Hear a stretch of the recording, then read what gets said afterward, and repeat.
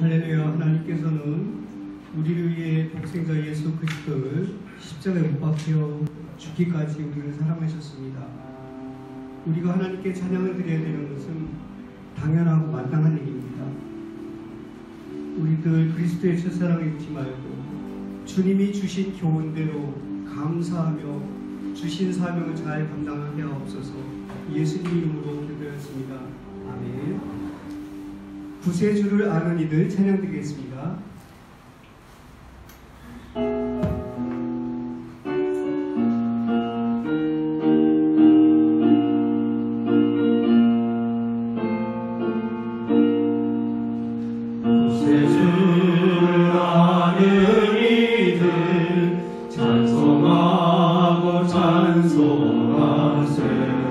마음과 뜻과 힘 다하여 경배 드리세.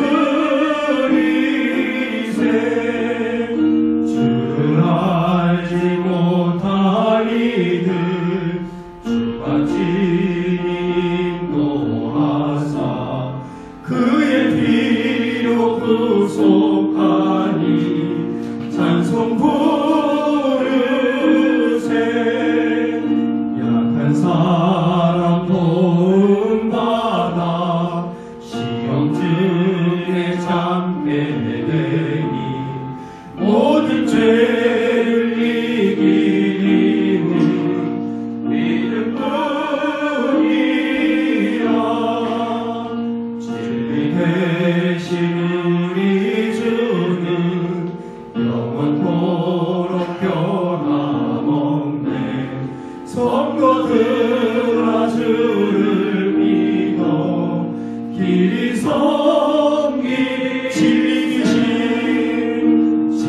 되신 우리 주님 영원토록 변함없네. 성도들아 주를 믿어 길이 섬기세.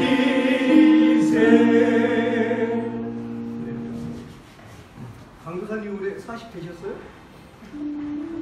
아직 안 되셨구나. 젊으시네. 부럽다. 오늘 제가 드릴 찬양이 저는 신곡이라고 생각했는데 새로운 곡이라고 생각했는데 강도사님 태어나기 전 곡 아니에요 이러는데 한번 배워보고 드려봅시다. 우선 처음에는 들어보는 것처럼 찬양을 드리겠습니다. 너희가 예수를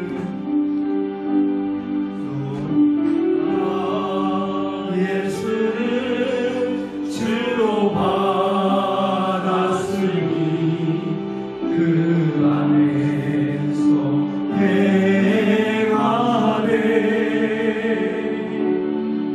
그 안에 우리를 깊이 박으로 세움을 입으라.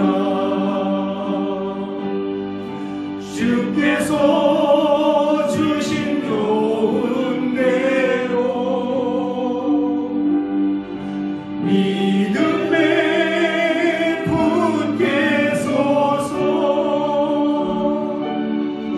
너희 맘의 깊은 곳에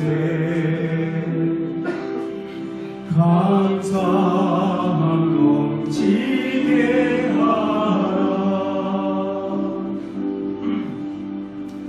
들어보셨죠? 대답을 하네. 이분은 대답 엄청 잘하시는데. 그러면 가사를 생각하시면서 다시 찬양드리겠습니다. 너희가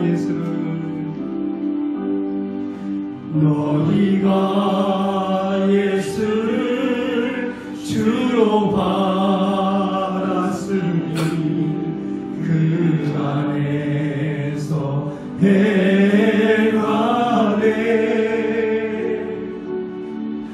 그 안에 우리를 깊이 박음으로 세움을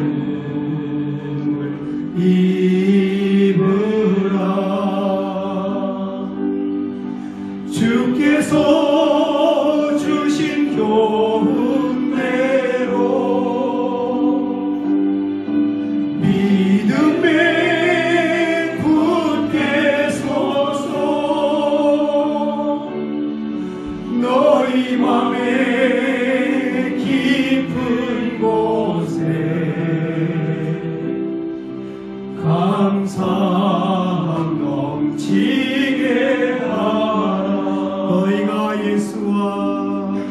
너희가 예수와 다시 살았으니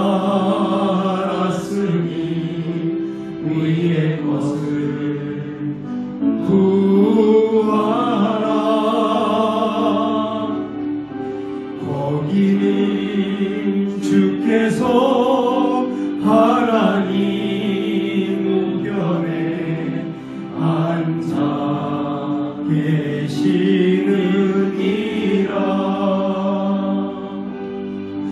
위의 것을 생각하고 땅의 것을 생각 말라. 이는 내가 예수 따라 새 생명 얻었으니라.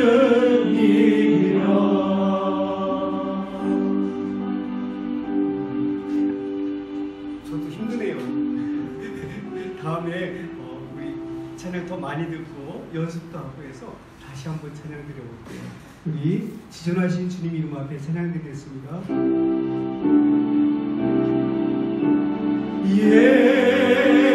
예수는 그리스도, 예수는 주, 하나님의 영으로 경배드리.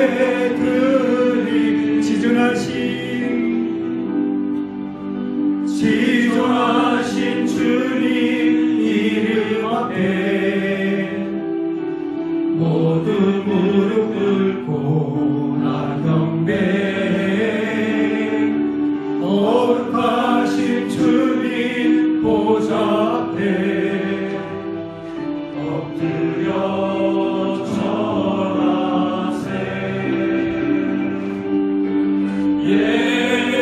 예수는 그리스도, 예수는 주, 하나님의 영으로 경배드리리.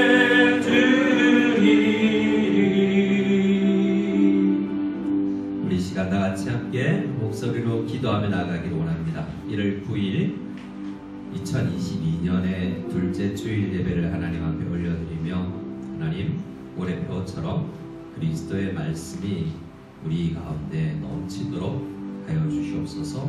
그러기 위해서 오늘 예배를 통하여 우리가 비울 것을 비우고 버릴 것을 버리며 하나님의 은혜로 말씀으로 채워지는 한 해가 이 하루가 되게 하옵소서.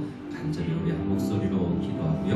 우리 모두를 대표해서 정윤식 집사님 기도 인도해 주시겠습니다. 함께 기도드립니다. 하나님 아버지 감사합니다. 이 아침 모든 것을 기도하시고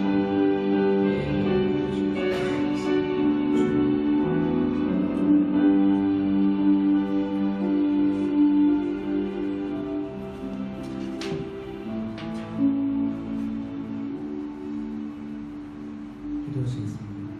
태초부터 우리와 함께 하시고 영원까지 함께 하실 좋으신 하나님, 주님의 거룩한 뜻으로 세우신 이곳에 저희들을 불러주시고 이 땅에서 지금까지 인도하신 에베네셀의 하나님께 진심으로 감사드립니다.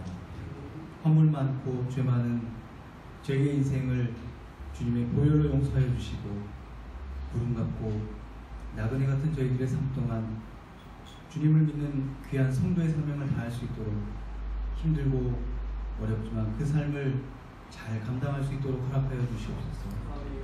은혜의 주님, 시험을 참는 자는 복이 있나니 이는 시련을 견디는 자가 주께서 자기를 사랑하는 자들에게 약속하신 그 생명의 멸관을 주신다고 하신 그 말씀을 기억하며 저희들이 모든 힘들고 어렵고 괴로운 일들을 잘 참고 인내하고 견디기를 소망합니다.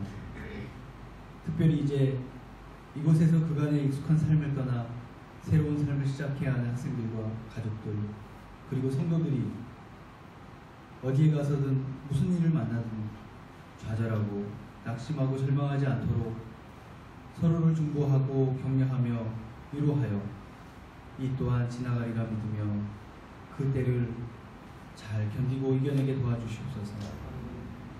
2022년 새해를 소망 가운데 기도와 말씀으로 시작하게 하신 주님, 각 기관과 섬기는 손길들을 축복하셔서 공동체의 모든 지체들이 넘어지지 않고 세움받기를 소망합니다. 천지 만물이 소생하고 기쁨의 빛으로 충만하듯이 저희들의 삶과 가정과 그리고 지역과 직장이 뿐만 아니라 이 땅이 또한 주님 안에서 날로 성장하게 하시고 거룩하신 주님의 삶을 닮아가게 도와주시옵소서. 은혜로 축복하여 주시옵소서. 무엇보다도 김 선생님과 교육자분들이 기도와 말씀 묵상에 전무할 수 있도록 모든 상황과 여건을 허락하여 주시옵소서. 우리 안에 복음의 씨앗이 뿌려지고 말씀의 햇볕과 기도의 물줄기를 만나 우리의 영혼이 구원의 열매를 맺도록 도와주시옵소서. 이 시간 저희들의 기도와 찬양을 들으시고 우리 안에 임재하셔서 하나님의 전신갑주를 취하여 악한 세력을 능히 대적하고 진리로 허리띠를 띠고 성령의 검으로 대적하게 하시옵소서. 특별히 코로나로 더욱 지치고 힘든 이 시대에 주님의 귀한 성도들로 확정된 승리를 바라보며 더욱더 담대히 살아가게 하시옵소서.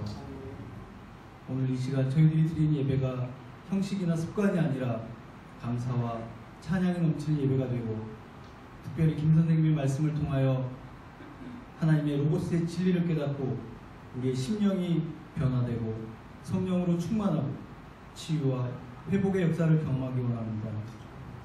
주님, 저희들의 예배를 받아주시옵소서. 이 모든 말씀 우리 주 예수 그리스도의 이름으로 기도합니다. 아멘.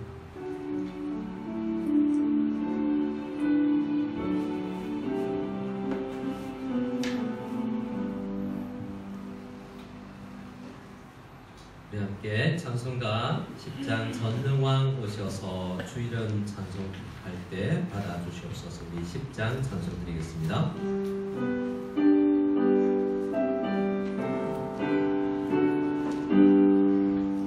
전능왕 오셔서 주 이름 찬송케 하옵소서. 영광과 권능의 성부여 오셔서 우리를 다스려 주옵소서. 강생한 성자여 오셔서 기도를 들으소서. 택하신 백성들 복내려 주시고 거룩한 마음을 주옵소서. 위로의 주 성령 오셔서 큰 증거 주옵소서. 전능한 주시여 각 사람 맘에서 떠나지 마시고 계시소서.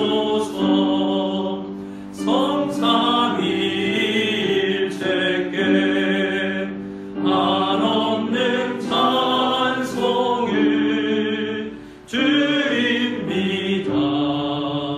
존귀한 주님을 영광 중배우고 영원히 모시게 하옵소서.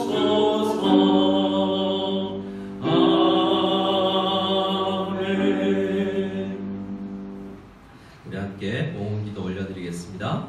하나님 아버지, 전능하신 하나님 아버지, 우리의 기도를 들어주시옵소서. 사도 바울이 에베소 교회를 향하여서 기도할 때에 아버지 하나님 앞에 간절히 기도하여서 성도들의 풍성함을 채워주실 것을 간절히 구했던 것처럼 함께 기도하오니 우리의 모든 삶과 우리의 모든 직장과 우리의 움직임 속에 주의 은혜로 가득 채워 주시옵소서. 각양의 기도의 제목으로 특별히 성탄과 또 송구영신 예배와 신년의 예배에 하나님 앞에 감사의 제목으로 나아간 모든 성도님들의 그 감사를 더욱 큰 감사로 채워주시기를 간절히 소원합니다. 이 시간 우리의 기도를 들으시고 우리의 찬양을 받아 주시옵소서. 우리에게 또한 말씀하여 주실 줄 믿사옵고 은혜로 가득하게 하여 주실 줄 믿사오며 예수님의 이름으로 기도드리옵나이다. 아멘. 우리 함께 앞뒤적으로 한번 인사했으면 좋겠습니다. 이렇게 인사하겠습니다. 그리스도의 말씀이 풍성하시길 바랍니다.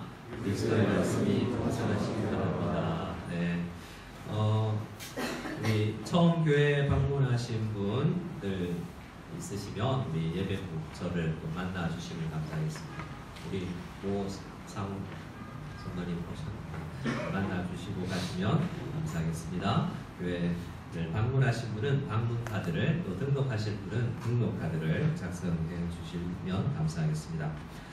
다음 주는 교인 총회가 있습니다. 저희 교회는 1년에 한 번 큰 총회를 가져서 1년의 전체 작년 한 해를 뒤돌아보고 또 올 한 해를 내다보는데요.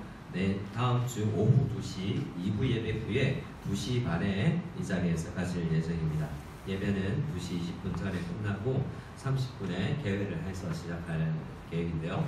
1부 예배에 오시는 분들도 다음 주는 총회에 참석해 주시면 감사하겠습니다. 신규설 24 추천을 이번 주 화요일까지는 받도록 하겠습니다. 함께 다음 주에 또 추천 우리 직분을 임명하도록 하겠습니다. 국제예배당 예배 참석 개인 등록표를 계속 받고 있으니 여러분 제출해 주시기 바랍니다. 또 로뎀 카페 봉사자를 모집합니다. 여러 우리 성도님들이 봉사하고 계시고 또 우리 직원도 한 분 계시기도 하고 우리 토요일은 우리 학생들도 봉사를 하고 있는데요. 우리 성도님들 많이 관심 가져주시고 로뎀 카페가 우리 교회를 약간 위장하는 그런 느낌도 있고 또 우리 비자를 해결하는 부분도 있고 또 사회에 봉사하고 또 구제 선교하는 그런 역할도 감당하고 있습니다. 여러분 많이 참 기도해 주시고 또 생각해 주시고 추천도 해 주시면 감사하겠습니다. 우리 박진영 집사님께서 팀장으로 우리 모집을 등록을 받으니까 연락해 주시면 감사하겠습니다. 우리 함께 하나님의 말씀을 읽도록 하겠습니다. 하나님의 말씀은 사도행전 6장입니다. 그리고 지난주에 우리 김은주 성도님 등록하셨는데요. 2부 예배에 등록하셨는데 1부 예배에 오신 분들은 또 얼굴을 모르실 텐데 교인 한 분이 등록하셨구나 라고 알아주시고 또 찾아주시면 격려해 주시면 감사하겠습니다. 우리 하나님의 말씀 사도행전 6장입니다. 사도행전 6장 1절에서 7절 말씀 찾으셨으면 우리 한 목소리로 같이 6장 1절에서 7절 읽도록 하겠습니다. 그때 제자가 더 많아졌는데 헬라파 유대인들이 자기의 과부들이 매일의 글제에 빠짐으로 히브리파 사람을 원망하니 열두 사도가 모든 제자를 불러 이르되 우리가 하나님의 말씀을 제쳐놓고 접대를 일삼는 것이 마땅하지 아니하니 형제들아 너희 가운데서 성령과 지혜가 충만하여 칭찬받는 사람 7을 택하라.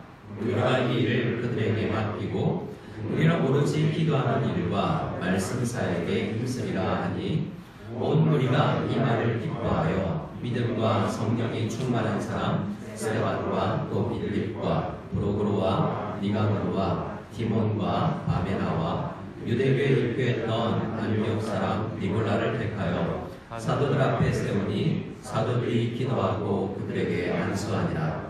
하나님의 말씀이 점점 왕성하여 예루살렘에 있는 제자의 수가 더 심히 많아지고 허다한 제사장의 무리도 이 도에 복종하니라. 아멘. 우리는 올해 표를 그리스도의 말씀이 풍성히 우리에게 가하기를 원하여서 골로새서 말씀으로 함께 묵상을 지난주 했는데요. 말씀이 우리에게 풍성히 그해야 됨을 누구나 알고 있는데 잘 되지 않을 수가 있지 않습니까? 왜 그럴까? 말씀이 뿌리 내리는 것을 방해하는 세력들이 있기 때문이죠. 우리가 씨 뿌리는 비유라고 예수님의 말씀을 밭에 뿌리기도 하지만 전혀 밭이 아닌 밭의 종류가 있는 것이 아니라 길가는 밭이 아니거든요. 우리가 전부 다 마음밭이라고 하는데 마음밭이 있고 밭이 아닌 것도 있습니다. 어디에 떨어지느냐에 따라서 그 수용성이 달라지기도 하지만 기운과 열기와 또 외부 새가 와서 그 씨를 빼앗아가 버리면 뿌리를 내릴 수가 없다라는 말씀처럼 우리가 말씀을 우리 가운데 풍성하게 거하게 하고 싶으나 여러 외부적 환경도 있고 우리 내면의 문제도 있어서 그 말씀이 뿌리 내리거나 풍성하게 거하기가 쉽지 않은 것이 사실입니다. 이전 예수님께서 사역하실 때나 지금이나 마찬가지지만 어떤 면에서는 오늘 우리가 살아가는 2022년이 말씀이 뿌리 내리는데 더 어려운 환경일 수도 있겠습니다. 그것은 모두가 사탄이 또 모두는 아니라 할지라도 상당 부분 사탄이 그 배후에서 조종을 함을 우리가 알 수 있어요. 그래서 우리는 그 사탄의 계계에 능히 대적하고 이겨내어야 되겠습니다. 우리 힘으로는 안 되니 우리가 성령의 도우심을 입고 또 서로가 서로를 격려하면서 말씀이 내 안에 뿐만 아니라 우리 무섭 연합교회 가운데 우리 가운데 풍성하게 나가게 되기를 간절히 기도하며 나가는 우리가 다닐 수 있기를 소원합니다. 네. 오늘 말씀에 보면 사도행전 6장은 이렇게 시작을 하죠. 1절 앞부분입니다. 그때에 제자가 어떻게 되었다고요? 더 많아졌다. 제자, 우리 누가복음과 사도행전에서 제자라고 하면 성도가 예수 믿는 사람이 많이 늘었다라는 거예요. 예수 믿자마자 누가는 그들을 제자라고 그러거든요. 하루에 3,000명씩 이렇게 늘어났어요. 제자가 많아지면 좋은 거죠. 교회가 성장하고 수적으로 많아지고 물질도 예산도 늘어나면 좋지 않습니까? 그런데 문제가 발생했다라고 이야기합니다. 사실 사도행전을 앞으로 묵상해 나갈 텐데 이 6장까지 오면서 큰 두 개의 고비를 넘겼고 이번 위험은 세 번째 위기입니다. 첫 번째 위험은 이 존 스토트라는 목사님을 통해서 우리가 알 수 있는 그의 설명을 들으면 유대 관원들을 통해서 외압으로 정치로 그들을 교회를 압제하려고 했던 것을 볼 수 있습니다. 그러나 그 앞에서 담대히 말씀을 전하게 해달라고 하나님 앞에 기도했을 때 하나님께서 옥문이 열리고 또 그 기도가 응답되어서 담대하게 백성들 앞에서 설교하며 복음을 전했던 역사가 있습니다. 말씀이 가로막히지 않고 담대히 설교를 하고 복음이 전파되었는데요. 그때 어려움이 있었습니다. 첫 번째 어려움은 초대교회가 당했던 첫 번째 어려움은 유대 관원들을 통한 이 외적인 압력이었어요. 두 번째는 교회가 아나니아와 삽비라 부부로 통하여서 대변되는 위선적인 신앙생활이 교회의 문제가 되었습니다. 그런데 그 부패함, 교회가 부패하려고 할 때에 하나님께서 사도들에게 지혜를 주시고 은혜를 주셔서 그 부패를 통해서 지켜졌죠. 근데 오늘 사도행전 6장에 등장하는 교회를 향한 사탄의 계획에는 좀 다릅니다. 오늘 말씀을 보면 문제가 일어나는데요. 그 문제는 말씀을 이어가면서 설명을 하겠습니다. 많이들 알겠지만 이 문제는 이 1절에 등장합니다. 1절을 우리 같이 한번 읽어볼까요? 같이 읽겠습니다. 그때 제자가 더 많아졌는데 헬라파 유대인들이 자기의 가불들이 매일의 구제에 빠짐으로 히브리파 사람을 원망하니. 자, 교회 안에 뭐가 들어왔냐면 원망이라는 게 들어왔습니다. 뭐가 들어왔다고요? 원망. 아직 초대교회 안에 원망이라는 것이 없었을 때입니다. 원망은 교회 안에 이 시대에 자주 나타나는 현상이에요. 웬만한 핍박이 있으면 원망이 하지 않습니다. 그것에 대처하면서 싸우느라 교회 안을 원망할 겨를이 없거든요. 선교로 열심히 뛰는 교회와 양육하는 교회들은 원망할 겨를이 없습니다. 그런데 원망이 찾아왔을 때는 뭔가 풍성해질 때예요. 제자가 많아지고 많은 사람들이 헌금을 하고, 이때도 그랬거든요. 초대교회에 많은 사람들이 내 것이다 하지 않고 물질을 사도들 앞에 가지고 왔을 때 그것을 분배하고 또 사람들도 많아지고 부흥의 시기를 지나고 있었습니다. 그런데 교회 안에 원망이 생겼어요. 자, 교회 안에 예수님께서는 어떤 인종적, 교육적, 나이적, 성적 장벽도 없이 다 허물어 버리셨거든요. 근데 교회 안에 두 파가 생겼어요. 한 파는 헬라파, 또 한 파는 히브리파였어요. 다 유대인인데 헬라어를 주로 사용하고 헬라 문화에 익숙한 사람들이 있고, 다 유대인들이지만 히브리 문화에 익숙한 사람이 있어서 먹는 것도 노래 부르는 것도 음악적 취향도 다른 거죠. 문제를 바라보는 사안도 달랐던 것입니다. 어떤 사람들은 조금 오래 참을 수 있죠. 중국 사람들은 줄서기를 굉장히 잘하는 것 같아요. 비행기를 제가 한번 타고 중국 땅에 내렸는데요. 답답해 죽겠다. 2시간 동안 비행기 안에 있는데 중국 사람 아주 여유롭고 그때 이 춘추항공을 탔기 때문에 닭발 꺼내서 막 먹고 이러면서 즐기고 있어요. 저는 한국 사람의 대부분은 빨리빨리 정신 때문에 기다리는 것을 잘 못하는 것 같습니다. 근데 어디에서 자라나에 따라서 언어가 문제가 아니라 그 문화에 녹아있는 그들만의 특징이 있는 거죠. 근데 교회 안에 들어왔어도 같이 성도가 되었어도 그 문화적 특징을 벗어버리기가 힘들었던 것입니다. 이 말씀을 보면 사도들이 무언가 잘못했다라는 내용은 등장하지 않아요. 잘 하려고 했으나 뭔가 교회 안에 문제가 생겼다라는 것입니다. 핵심은 그들이 원망했던 이유는 헬라파 유대인들이 자기 문제는 아니에요. 우리들 가운데도 과부들이 있고 히브리파 사람들 가운데도 과부들이 몇몇 있는데 그때 교회에 헌금했던 것으로 그들이 스스로 먹고 살 수 없으니 사회사업으로 먹을 것을 요즘 같으면 도시락 배달 같은 것들을 해서 먹고 살 수 있도록 교회가 배려를 했던 것입니다. 근데 하루 한 번이든 두 번이든 이렇게 빠진 거예요. 근데 사람들은 그런 한두 번 빠지면 해석을 할 뿐만 아니라 흔한 말로 소설을 씁니다.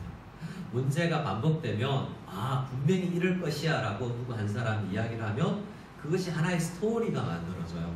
그래서 분명히 우리가 헬라파기 때문에 우리를 무시하는 거구나, 저들이 많기 때문에 우리는 소수이기 때문에 우리는 무시를 당하구나 같은 이런 이야기들이 교회 안에 나오고 원망이 교회 안에 퍼졌던 것입니다. 그것을 원망이라고 해요. 근데 이 문제를 12사도가 간파를 합니다. 제일 먼저 우리가 알아야 될 것은 문제를 발견하고 진단하는 능력이죠.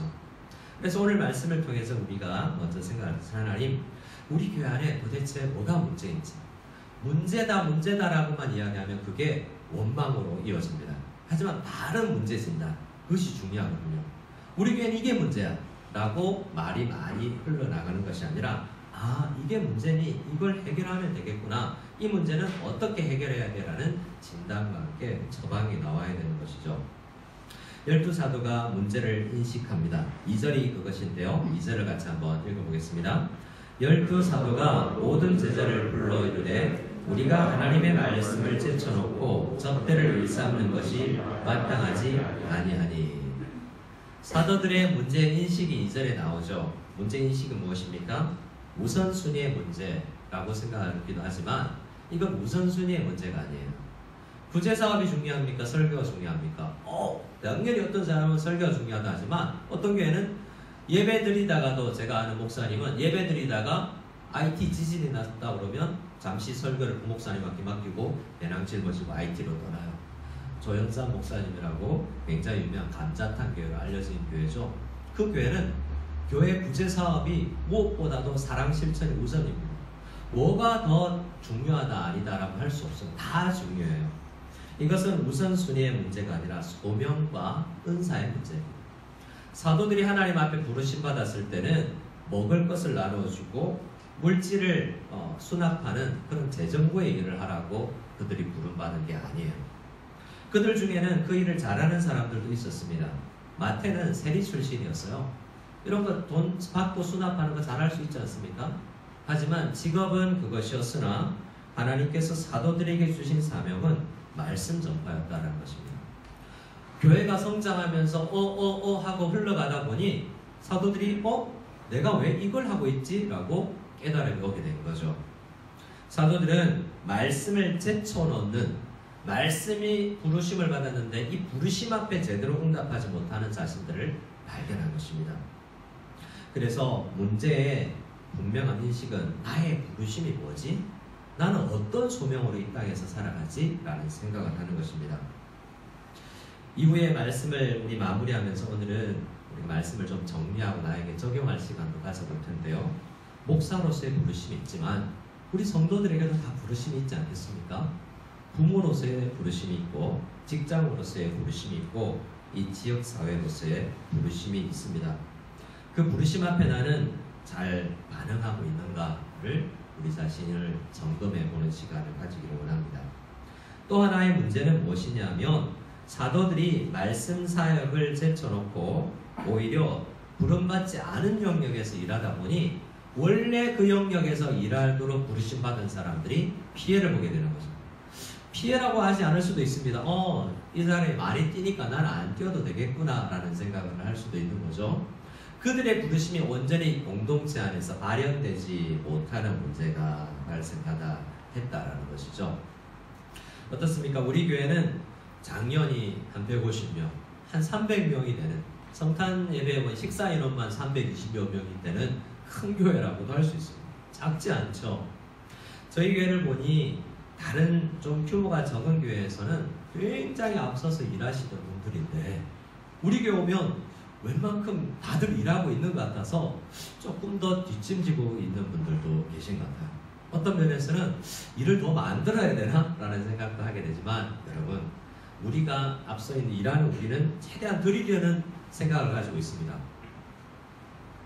그렇다고 해서 담임 목사 내가 해야 되겠다라고 생각하고 이렇게 하시는 분 안 계시겠지만 우리 앞서서 일하시는 분들은 우리가 일을 어떻게든 내 부르심이 아닌 영역에서 우리 성도님들에게 있는 은사를 발견하고 개발하여서 은사대로 배치하는 사역을 우리 교회가 해야 되겠습니다.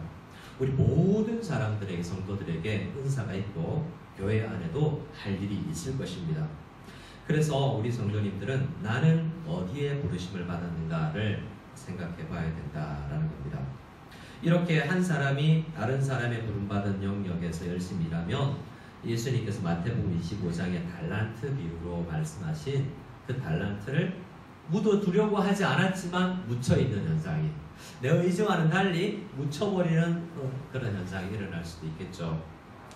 예수님께서는 천국을 설명하면서, 하나님 나라를 설명하면서, 하나님의 나라는 이 땅에 있는 것인데 내가 떠난 이후에도 교회를 통해서 하나님 나라가 점점 확장되어 가야 되는데 하나님 나라는 마치 은사를 잘 사용하는 달란트를 사용하는 것과 같다라고 말씀하시면서 5달란트, 2달란트, 1달란트를 주고 떠난 어떤 타국에 간 사람, 종들에게 일감을 주고 간 주인에 대한 비유로 말씀하셨어요.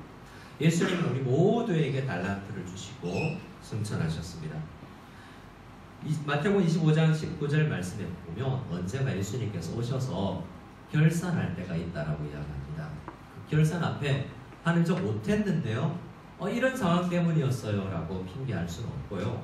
우리 여러분, 하나님의 말씀을 듣고 내가 할 일은 무엇이지? 라고 생각을 해야 될 것입니다. 같은 이야기가 고린도전서에도 보면 은사와 직분에 대해서 이야기를 하죠. 그 말씀에도 은사를 나눠준 것은 교회를 유익하게 하기 위함입니다. 그래서 여러분들에게 나누어준 그 은사가 모든 우리 그리스도의 몸된 교회의 지체들 가운데 있을 텐데 우리 지체들이 입은 입의 역할이 있고 귀는 귀의 역할이 있기 때문에 다 그 역할을 바로 할 수 있기를 바라요. 소리나지 아니하고 묵묵히 일하는 사람들이 더 귀하다고도 이야기하는데요. 사도 바울은 고린도 교회에 보낸 편지에서 이렇게 이야기합니다. 저를 한번 따라해 주시기 바랍니다. 더 약하게 보이는 몸의 지체가 더 약하게 보이는 몸의 지체가 난 강해라고 아니라 난 뭔가 못해, 나는 하는 게 없어, 나는 물 떠오는 것 정도는 할 수 있을까? 라고 생각하고 약하다고 생각하는데 그 지체가 더 귀하게 도리에요, 귀하게 쓰임을 받더라는 이야기입니다. 여러분, 어떤 작은 일도 1달란트든 5달란트든 하나님께서 교회를 위해서 주신 것이기 때문에 약하다라고 생각하지 않고, 비록 약하지만 하나님께서 이것도 쓰시겠지? 라는 믿음을 가지고 주님 앞에 쓰임 받는 우리가 다 될 수 있기를 소원합니다. 자, 그리고 이제 문제를 인식했는데요. 문제 인식은 뭐였다고 이야기했죠? 부르심, 소명의 문제였다고 이야기했습니다. 그럼 어떻게 해결할까요? 소명대로 살아가는 방법을 이제 진단을 했으니 이제 해법을 찾아야 되겠죠. 3절입니다. 우리 3절, 4절을 같이 읽겠습니다. 3절, 4절 시작. 형제들아, 너희 가운데서 성령과 지혜가 충만하여 칭찬받는 사람 7을 택하라. 우리가 이 일을 그들에게 맡기고 우리는 오로지 기도하는 일과 말씀 사역에 힘쓰리라 하니. 교회 목회자들이 교회 오래 있죠. 웬만한 일들은 그래서 교회 목회자들이 다 할 수도 있습니다. 저도 어릴 때부터 전도사 생활 30, 20 몇 년 전부터 전도사 생활하면서 몸에 배어있는 담임 목사님이 가면 내가 뛰어가서 내가 봉고차 시동을 먼저 걸어놔야 돼요. 분위기를 보고 있다가 여름이에요. 곧 움직이실 것 같아. 그럼 봉고차 쫓아가서 시동 걸어놓고 에어컨을 틀어놓으면, 그리고 운전해서 한 발자국이라도 담임 목사님이나 성도님 나오는 곳에 위치를 주차를 해놓으면 성도님들이 더운 여름에 조금 땀을 덜 흘릴 수 있잖아요. 그렇게 이제 훈련을 받고 왔는데 담임 목사가 되어도 어떤 현상이 있냐면 그런 걸 보면 쫓아가고 싶은 거예요. 그럼 불편하게 생각할 수가 있더라고요. 제가 다 하는 게 아니라는 거죠. 어떤 목사님은, 제가 아는 목사님은 봉고차, 교회 봉고차를 타면 제일 구석자리, 제일 힘든 자리에 앉아요. 그런데 그거는 섬기려고 그러거든요. 제일 힘든 자리, 제일 어려운 데 내가 가 있어야지 라고 생각하는데요. 그 현상이 일어나자 다른 성도들이 다 불편해져요. 목사님을 힘들게 했다는 생각 때문에 다른 사람들이 힘겨워지는 거죠. 참 어려워요. 어떻게 하는 게 교회를 위해서 섬기는 것인가. 마음 같아서는 교회 청소도 내가 할 수 있을 것 같아요. 다 할 수 있을 것 같지만 하나님께서 교회 목회자에게 맡기고 성도님들이 원하는 것은, 목사님 말씀에 힘써 주시고 우리를 위해서 기도해 주세요라는 요청이 있는 것 같습니다.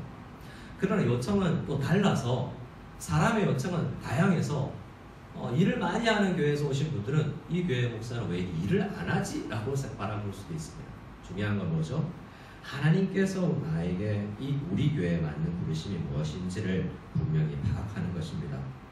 그래서 사도들은 기도하는 일과 말씀 사역에 힘쓰는 것이 이 말씀을 맡은 부르심을 받은 사람들에게 꼭 필요한 일이라고 이제 그 일을 위해서 나아가겠다고 결정을 했고, 또 스스로만 이야기하는 것이 아니라 백성들, 성도들을 모아서 함께 나누고 소통을 했습니다. 그리고 형제들에게 교회 앞에 욕을 했죠. 성령과 지혜가 충만하여 칭찬받는 사람 7명을 정해서 은사대로 우리가 사역을 분담하여 나누어 하자라고 이야기를 했습니다. 그래서 교회는 이것을 5절 말씀을 보면 기뻐하여서 함께 옳습니다 라고 동의하고 나서 이제 믿음과 성령이 충만한 사람 7명, 우리가 잘 아는 첫 글자로 따서 우리 아이들이 스빌버니 디바니라고 외우는 7 집사님을 뽑았습니다. 어떤 사람은 이 사람들의 이름이 헬라식 이름이라고 해서 헬라파에서 문제가 일어나니 헬라파 사람들을 등용해서 문제를 해결하려고 했구나라고 정치적으로 해석하려고 해요. 하지만 그렇게 하지 않았습니다. 분명히 나와 있잖아요. 그때 믿음과 성령이 충만했던 사람들이 그분들이었기 때문에 은사대로 뽑은 게 되는 것입니다. 그래서 그들이 은사대로 하나님 앞에, 교회 앞에서 사역했다는 거죠. 사도들이나 모든 성도님들이 함께 말이죠. 그래서 결론이 어떻게 되었습니까? 문제가 다 해결되었습니다. 자, 7절 말씀이 이제 해결 시점인데요. 같이 7절 말씀을 읽어보겠습니다. 하나님의 말씀이 점점 왕성하여 예루살렘에 있는 제자의 수가 더 심히 많아지고 허다한 제사장의 무리도 이 도에 복종하니라. 어떤 결론에 도달했습니까? 하나님의 말씀이 점점 왕성하여 왔었다라고 이야기합니다. 우리 같이 한번 읽어볼까요? 왕성하여까지 시작. 하나님의 말씀이 점점 왕성하여.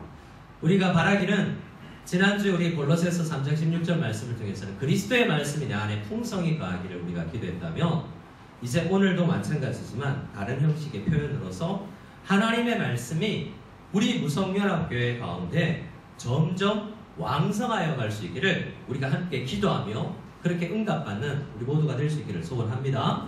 아멘. 하나님의 말씀이 우리 교회 가운데 점점 왕성해지기를 원해요. 이미 1절에서 성도들은 많아졌습니다. 근데 그것은 사람 많다고 교회가 되는 건 아니에요. 어떤 교회 10,000명이 모였다가 헤어질 수 있어요. 그러나 모였다가만 헤어지는 것, 그것은 주님께서 그렇게 원하시는 건 아닐 수 있습니다. 제가 한국에서 사역을 할 때는 큰 교회 안에 세미나 부서를 맡아서 세미나를 강의를 하고 세미나를 수종드는 일을 했는데요.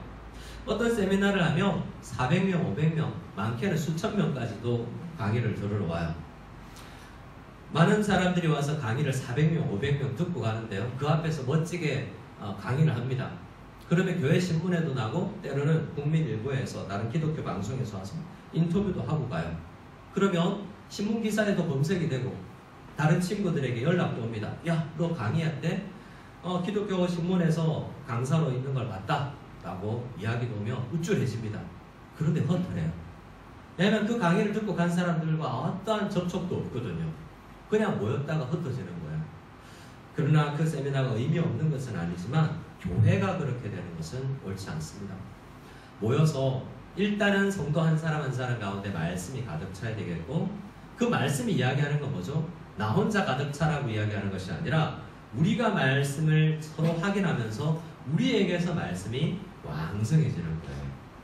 그랬더니 이것이 교회의 사명이기 때문에 사명을 감당하는 교회가 되었더니 하나님께서 숫자적으로도 더 늘어나게 해주시더라는 거죠. 그래서 7절 중반 이후에 예루살렘에서 이 교회가 은사대로 잘 든든히 서 나갔더니 제자의 수가 더 심히 많아지고 뿐만 아니라 허다한 제사장의 무리가 이 도에 복종했다고 했어요. 이 말씀은 쉽게 성경에 기록되어 있지만 굉장히 어려운 일입니다. 제사장들은 지금까지는 교회를 핍박하는 사람들이었어요. 근데 그 사람들이 개종하여서 기독교인이 된다? 정말 어려운 일이었어요. 이때 당시만 해도요, 예수 믿겠습니다, 이 도를 따르겠습니다 하면요, 직장에서 쫓겨나고 집안에서 머리 깎이고 쫓겨나고 결혼한 사람은 이혼 사유가 됐어요. 어떤 학자들은 사도 바울이 혼자 살았던 이유가 유대교로서 유대인으로서 유대인 여자와 결혼했는데 기독교인이 되자 그 아내 처갓집에서 파혼당해서 혼자가 되었다고도 해석을 합니다. 성경에는 안 나오니까 모르지만요, 이혼 사유가 기독교인이 되는 거였어요. 지금도 아프가니스탄이나 탄자로 끝나는 나라들, 여러 동국권이나 나라에 예수 믿는다는 것은 죽음을 각오하는 것이기도 하지 않습니까? 근데 이때 허다한 제사장의 무리가 이 도에 복종했다라는 것은 그래서 엄청난 부흥이 그 교회 안에 일어났던 것입니다. 오늘날로 따지면 여기 있는 중국에 있는 높은 사람들이 교회로 찾아오고 들어온다는 그런 것과 비슷한 것이죠. 자, 이렇게 하나님은 말씀을 지키는 사명이 있습니다. 은사대로 사역해야 될 소명이 있는 것입니다. 교회를 하나님께서 이 땅에 세운 이유는 말씀이 변질되지 않도록 지키는 것이에요. 그래서 말씀의 사역자를 세워서 교회가 말씀에서 흔들리지 아니하도록 유치부 아이들까지 말씀이 이어질 수 있도록 사명을 주셨습니다. 그 사명에 감당하니, 사명을 잘 감당하니 하나님께서 작은 것에 충성한 교회에 더 풍성함을 부어주시는 것을 우리가 보게 되는 것입니다. 자, 이렇게 말씀을 우리가 마무리할 수도 있겠으나 이것은 우리가 1절에서 7절까지의 문맥을 본 것이고요. 사도행전 전체의 문맥을 한번 점검하고 우리가 마무리를 했으면 좋겠습니다. 6장 7절을 같이 한 목소리로 한 번 더 읽겠습니다. 시작. 하나님의 말씀이 점점 왕성하여 허다한 제사장의 무리도 이 도에 복종하니라. 자, 이 하나님의 말씀이 점점 왕성해진다라는 표현이 있는데요. 신약학자들 누가복음과 사도행전을 누가행전이라고 이야기하는데요. 이것을 전공한 사람들이 이 구조 분석을 할 때 많은 이론들이 있는데요. 누가복음과 사도행전의 핵심은 구조는 하나님 나라 중심이다 라고 이야기를 하는 분이 있고요. 아니다, 주님 대신 키리오스, 주 대신 그리스도를 전파하는 것이다 라고 이야기하는 사람이 있고요. 어떤 사람은 아니다. 말씀을 따라 부흥하는 교회가 핵심이다 라고 이야기하는 사람들이 있어요. 그런데 제가 생각하기에는 다 맞습니다. 사도행전을 보면 하나님의 나라 이야기를 이어가요. 굉장히 많이 나옵니다. 하나님 나라 근데 뭐죠? 말씀의 통치를 받는 게 하나님 나라예요. 말씀의 통치를 안 받으면 교회 안에 있어도 하나님 나라 구성원이 아니거든요.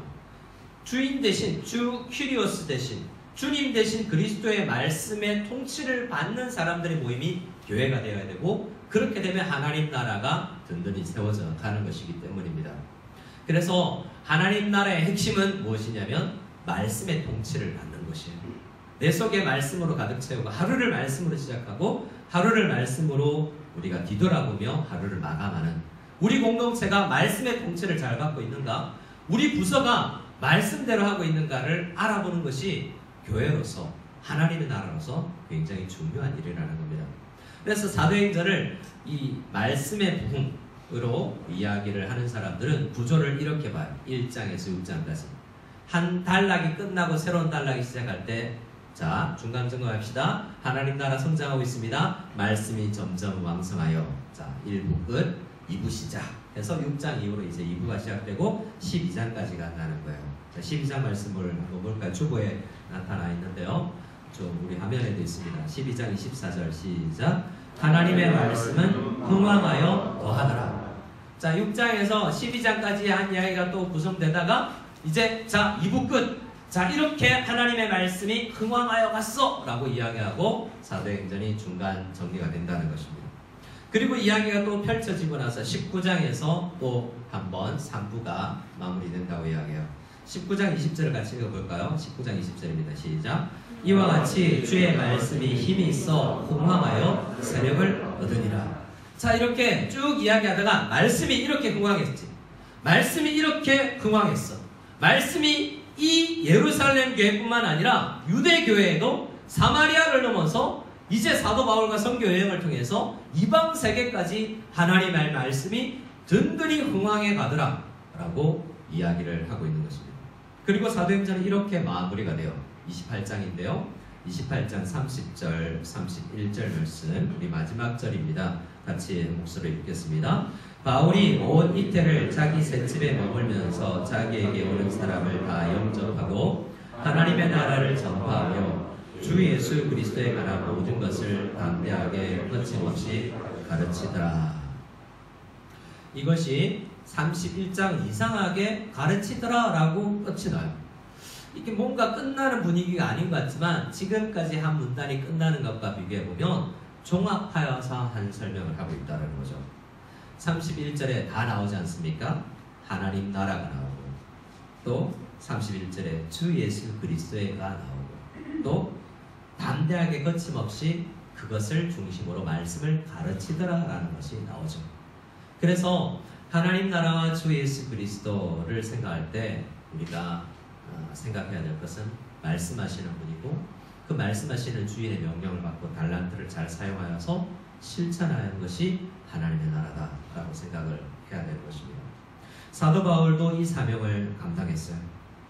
로마 감옥에서 갇혀 있으면서 감옥 안에서 이 사명을 다했죠. 갈 수는 없지만 오는 사람들에게 하나님 나라를 전파하고 주 예수 그리스도에 관한 모든 것을 담대하게 거침없이 가르치더라라고 이야기합니다. 담대하게, 힘겹지만 어렵지만 담대하게, 이 단어가 여러분들 우리에게도 있었으면 좋겠고요. 또 하나는 거침없이라는 단어예요. 제가 아는 한 교수님이 거침없이가 오히려 사도행전의 핵심이다라고 강의를 하는 것을 들었어요. 영어 성경을 인용하면서 hindrance, without hindrance라고 이야기하는데, 이 hindrance라는 단어는 영어를 사전을 찾아보면 방해, 그리고 장애, 방해 요인, 장애 요인이 하나도 없이가 아니라 비록 방해 세력이 있으나 비록 장애물들이 오지만 사도행전에 처음에 있었던 외적 압력, 그리고 부패할 수 있는 그런 부패, 그리고 교회 안에 있는 원망, 이것들은 말씀의 왕성함을 방해하는 것입니다. 그 배후에는 사탄이 있을 수 있어요. 하지만 초대교회 역사를 기록하면서 누가는 그런 방해가 있음에도 불구하고 말씀은 성장하더라 라는 것이었습니다. 그래서 우리도 이렇게 말씀을 마무리하면서 결단하고 생각했으면 좋겠어요. 여러분에게 스스로에게 잔잔히 오늘 예배를 마치고 기도하시면서 좀 정리를 하고 가정으로 돌아갔으면 좋겠습니다. 우리 교회에 보완할 것이 뭐 있냐면 원망할 것이 아니라 나는 저 영역을 어떻게 보완할 수 있지? 라고 나에게 한번 적용해 볼 수 있기를 원해요. 저는 보완할 때 신방사역을 보완하고 설교사역을 부교육자들과 나누는 이러한 일들로 보완해 나가려고 생각합니다. 또 여러분, 내가 독점하고 있는 교회 사역은 없는가? 그래서 다른 은사가 가로막혀 있지는 않은가? 라는 생각을 해볼 수 있기를 원하고요. 오히려 많은 성도님들은 나는 은사를 묻어두고만 있지 않은가? 라고 생각을 하고 결단하고 정리했으면 좋겠습니다. 가유불급이라 했죠. 너무 많이 하는 것도 좋지 않을 수 있습니다. 우리가 적절하게 균형 잡히게 서로에게 있는 은사를 발휘할 때 하나님의 말씀이 우리 교회 가운데 가득 채워질 수 있고요. 그렇게 되었을 때 하나님께서 기뻐하는 우리 개인과 교회가 될 수 있을 것입니다. 이 시간 하나님 말씀이 우리에게 가득 차게 하여 주시옵소서, 은사를 바로 활용하게 하여 주시옵소서 라는 마음으로 우리 함께 기도하며 나아가기를 소원합니다. 저를 한번 따라해 주시고 함께 찬양했으면 좋겠습니다. 부흥 2022년, 저를 한번 따라해 주세요. 부흥 2022년. 이 찬양은 제목이 부흥 2000이에요. 2000년도에 나온 곡인 것 같죠? 22년 전의 노래지만 이 찬양을 하면서 하나님, 내 속에 우리 교회 가운데 2022년의 말씀의 부흥이, 흥왕하는 부흥이 우리 구역 안에, 우리 가정 안에 막힘없이 장애물이 있을지라도, 막힘이 있을지라도 뚫고 나아가서 성장할 수 있는 우리 가정, 우리 교회 되게 하옵소서. 간절히 소원하는 마음으로 우리 함께 찬양할 때 후렴은 굉장히 높습니다. 우리 힘있게 한번 찬양하며 나가기로 합니다. 오소서 진리의 성령님, 오소서 진리의 성령님, 이 땅 흔들며 임하소서. 거짓과 탐욕 죄악에 무너진 우리 가슴 정케 하소서. 오소서 은혜의 성령님,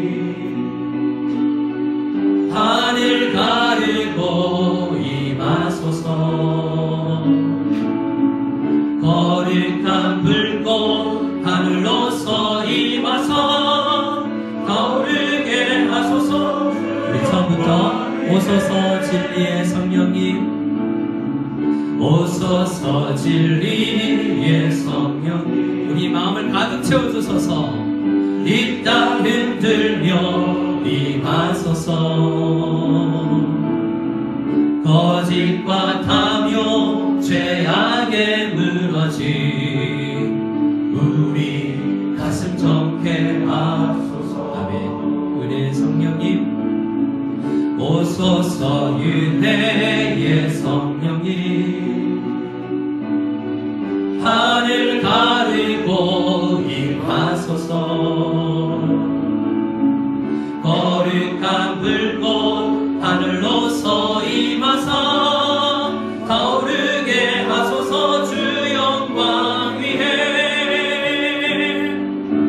크게 불길 타오르게 하소서. 진리의 말씀 이 땅 새롭게 하소서. 은혜의 강물 흐르게 하소서. 성령의 바람 이 땅 가득 들어와. 흰 옷 입은 주의 순결한 맨성, 주의 영광 위에 이제 일어나. 열방을 치유하며 행진하는 영광의 그날을 주소서. 제가 짧게 가사를 읽어드릴 때 우리 함께 묵상했으면 좋겠습니다. 주님, 진리의 성령님, 우리의 굳어진 땅을 흔들고 깨워주시옵소서 라는 찬양의 가사를 드렸습니다. 버려야 할 거짓, 탐욕, 죄악에 가득 찬 이 가슴을 정케 해주셔서 은혜로 가득 채워주시고 말씀으로 우리를 가득 채워주시고 마치 은혜의 강물이 흘러 내려가듯이 설교자로부터 직분에 상관없이 각 가정의 자녀들에게 각 부서에 그리고 어린 아이들에게까지 구석구석 잘 흘러나갈 수 있도록 교회 안에 원망이 없이 오히려 문제를 바로 진단하고 해결함을 주는 은혜의 성령과 말씀으로 기도로 이것을 해결하는 우리가 되게 없어서라는 찬양으로 우리가 나갔습니다. 이 시간 우리 기도할 때 하나님 우리가 은사를 발현할 수 있기를 원합니다. 우리 교회에 연약함이 있다면 그 연약함을 내가 채우게 도와주시고 때로는 채워지지 않는 연약함이 있다면 그 연약함 그 자체로도 일하게 될 수 있을 줄 믿습니다. 간절히 우리 하나님 앞에 기도할 때 하나님 올 한 해 내가 교회 앞에 쓰임받게 없어서 교회가 말씀으로 흥망하게 하여 주시옵소서. 우리 목회자들이 기도와 말씀에 전념할 수 있는 우리 환경이 되게 도와주시옵소서. 우리 간절히 한 목소리로 기도하며 나가기를 원합니다. 기도하겠습니다. 하나님 아버지 감사합니다. 하나님께서 이 시간 은혜를 더하여 주셔서 주의 은혜 가운데 나아갈 수 있는 아버지 하나님 말씀 가운데 우리가 든든히 생각할 수 있도록 도와주시옵소서. 주의 말씀 주님 든든히 생각할 수 있도록 간절히 소원합니다. 하나님 아버지 사랑해 주시옵소서. 아버지 하나님께서 우리 한 사람 한 사람에게 은사를 주시고 한 사람 한 사람에게 부르심을 주셨다는 것을 분명히 기억하며 그 부르심의 소원에 아버지 응답할 수 있는 저희를 되게 하여 주시옵소서. 구성구성 모든 사람